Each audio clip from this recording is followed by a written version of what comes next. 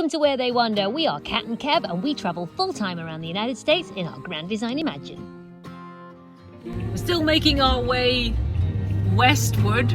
I don't remember where I'm going. Westward and south. And right now we're in Nevada, and we're just about to pass into Arizona. Let's see if I can get it on video. Here's the Colorado It's beautiful, yeah. There's the Colorado River. And we're passing into Arizona now. And we are officially, once you get halfway across this river, in Arizona. There we go. That was it. We just passed into Arizona. We must have changed time zones too, because now we're yes. mountain time. Crazy. Once again, we are venturing into the unknown. Hopefully we don't get stuck. Hopefully we don't get stuck. Not actually a road. Dirt track, basically, or a rock track, actually. This is the BLM camping that we stayed at. As you can see, there are two roads in. One is long and straight, and the other looks more like a wash. Trust us, take the longer road. Also, you can see later on in this video just what it did to our rig going over this road. Stay tuned.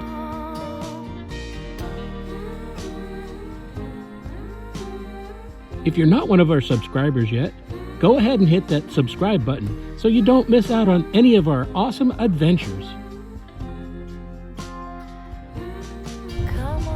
We have not been here in probably, I don't know, 10, 15 years maybe. So we'll see. Let's see what it looks like. Donkeys are wild here. They were the burros that were abandoned when the mines were abandoned. Historic Oatman, established 1915.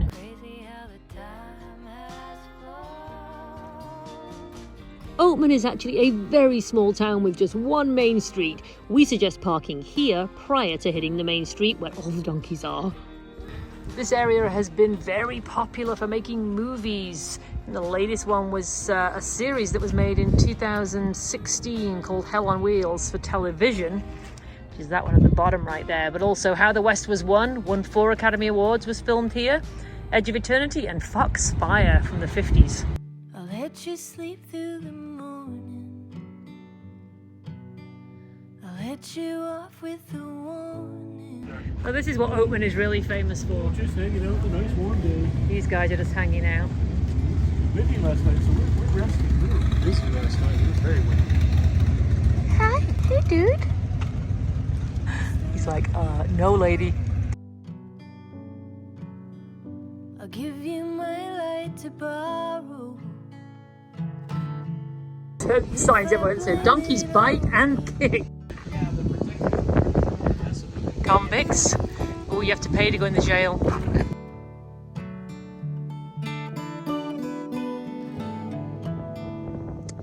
People are obsessed with these rocks. I mean, you can pretty much just stand outside our RV and see all of these rocks. If I blame it on you, then there'll be no one above me. Oh, I know, there's going to be a gunfight. Let's go see. Wait a minute, I'm gonna be home for supper. I'll be home for supper.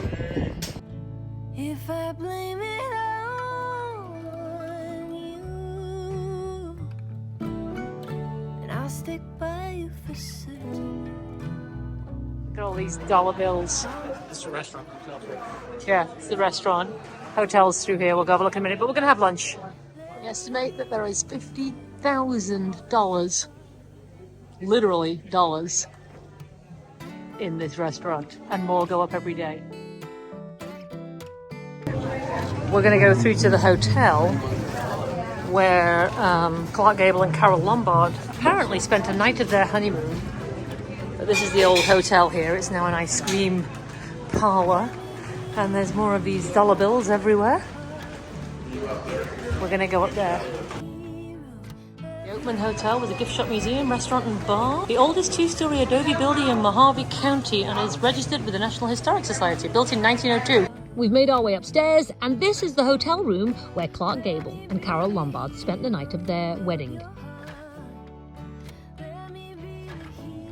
This actually is a myth that has been debunked more than once. Carole Lombard herself wrote in her diary that they had to be driven immediately back to LA as Clark Gable was still filming Gone with the Wind. Still, it's a nice urban myth. These guys get so well fed. They're eating the little alfalfa pellets that people buy them. You can buy donkey food for $1 and they literally stop traffic. Look, it's like a one. It's not a one horse town, but it's a single road. But he looks so cute, look at him.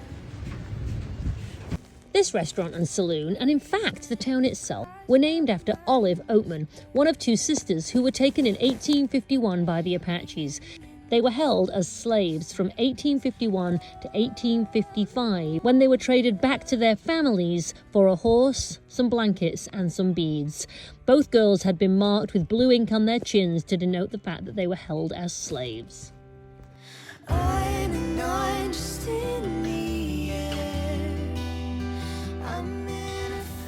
Pretty much everything here is donkey themed, burro themed, ass themed. So all of the stores have got their crazy names. The Burro Barn, there's an escape room, there's a jail. Alright, so as we said, this is just the beginning of their season here. It's they are a winter destination, Arizona. And they've got, oh look, oh, it's an old safe right here. Oh, I think this is the safe because it's got the old door. Let me just check here. No. Oh, Kevin being mean. It is a. You know what it reminds me of? It reminds me of Rhyolite had an amazing old cell and it was part of the bank, I think.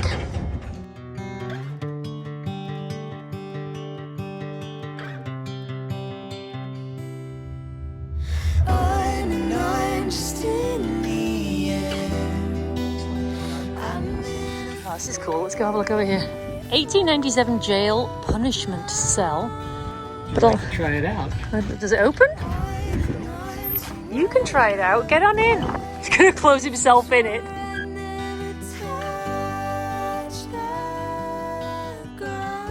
What? Oh, that's awesome. It's fun to walk around these places. It's a little touristy, but then, duh. You are standing on the side of what used to be the Arizona Hotel. In 1915, it was one of 7 hotels that existed in Oatman. The hotel had 45 rooms, numerous baths. Being in the southern end of town, it survived the Great Fire of 21, which took out most of the buildings in the north end of the town. It was torn down in the early 1950s to reduce property taxes. Oh, what a shame. All that remains of the Arizona Hotel today is the concrete vault, which we just went in, that was the safe, and the crumbling concrete walls in front of you. Oh, I see, yes. Placer mining is finding the nuggets or panning, or they use sluices. And the hard rock mine is where they crush it and roll it, and they take the ore and they use chemicals to extract the gold. In the 1920s, upwards of 8,000 people lived here. Gold mines were closed around 1942. They were needed to mine copper for World War II. It's a very, very popular place to come. I think it's the donkeys that do it for everybody, though. Let's go have a look at the mine. Is it really a mine? Let's go. Kath just walked into a mine. I don't think it's really a mine. And they just dug back into the... Let's see. Warning, danger, stay out, stay alive. Really? Oh, shit. Oh, that frightened the bejeebers out of me. But, you know, I have my dark glasses on out in here. And they just dug into the hillside here. I'm not entirely sure how much of a mine it used to be. We've been in mines. They tend to go down as you go in them. You know, the one we went in went straight in, and after we were in about a quarter mile, the Route 66 was above our head about 1,000 feet. Oh, that's right. Feet. That's the gold mine here. Yeah. I'll see if I can find old photographs of that somewhere. Yeah.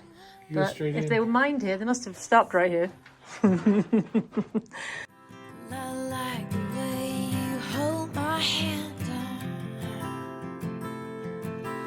Spin me all across the floor.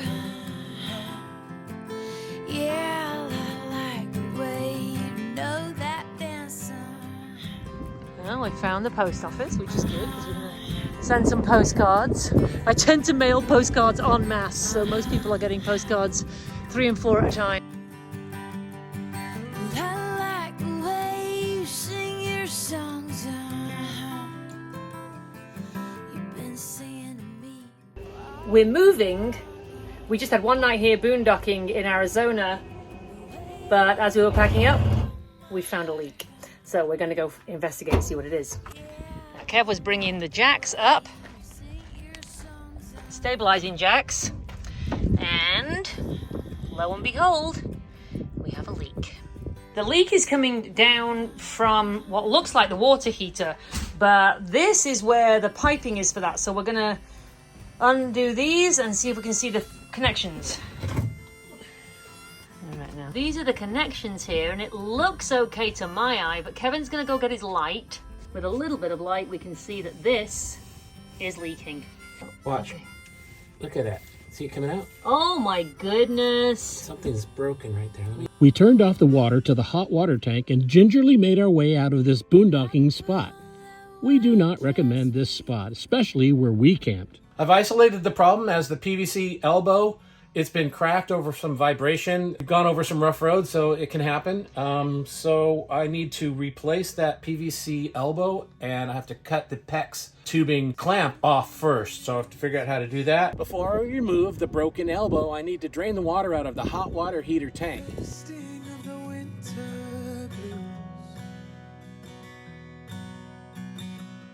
I had to open up this pressure relief valve that's a safety valve to let the air in so the tank will drain. This is behind a set of drawers. In order to get to the water heater and all the fixtures back there, which is just crazy tight, we have to take this panel out.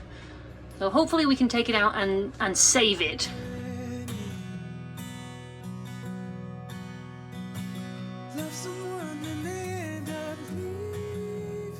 Only lost the corner of it.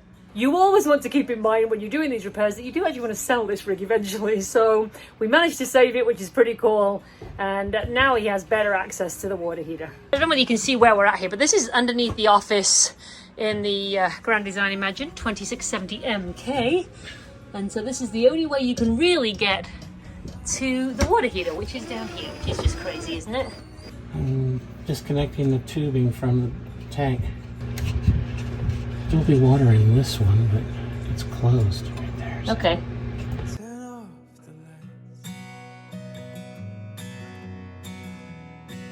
So I've got it this way so I can try to cut this clamp off here, see if I can figure out how to do that. But this is what broke? Yep, it's right there where that crack is. Okay, so this is what we've done. We've replaced both of the connectors with brass fittings instead of the plastic ones, and we've checked it and it no longer leaks. Now we're going to put it all back together. So we replaced both of those connectors with the brass. We did try to just replace one, but then the other one started leaking immediately because we'd taken it off and put it back on again. RV Techs, they charge about $140 an hour. This whole process took about 2.5 hours, and then parts cost us less than $20. So the entire thing for us cost $20 in Kevin's time. If it had been an RV Tech, it would have been close to $350, $400. It does pay to have some maintenance background if you live full-time in an RV.